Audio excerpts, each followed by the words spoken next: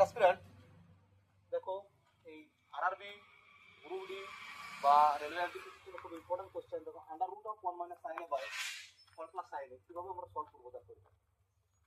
এই দেখো under root of 1 minus sine A by 1 plus sine a. আচ্ছা, তো এটা দেখো আমরা কি করব, এই 1 প্লাস সাইন এর সাথে কি করব, নিচে 1 মাইনাস সাইন এ গুণ করব। নিচে যদি আমরা 1 মাইনাস সাইন এ গুণ করি তাহলে উপরে 1 মাইনাস সাইন এ।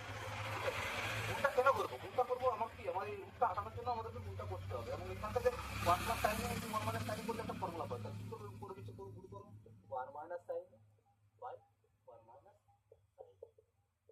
ক্লিয়ার? তখন কি হবে দেখো, আন্ডার রুট অফ, দেখো 1 minus sine A into 1 minus sine A সমান হচ্ছে 1 মাইনাস সাইন এ তার whole square by 1 plus sine A into 1 minus sine A, a plus b into a minus b কিসের formula, x square minus b square, তাহলে 1 minus sine square. Clear? তোমরা তো কত, এই দেখো আন্ডার রুটের থেকে কত হচ্ছে, আন্ডার রুট থেকে এটা বার কি হবে 1 plus 1 minus sine A, 1 minus sine A by এখানে কত under root of 1 minus sine square সমান কত cos স্কয়ার। তখন কত হচ্ছে 1 minus sine A by cos A. Clear? তাহলে এখান থেকে 1 বাই cos এ পার্টিশন করে দাও, minus of sine A by cos A. Clear? তাহলে 1 মাইনাস cos এ সমান কত হচ্ছে, minus of sine A by cos A.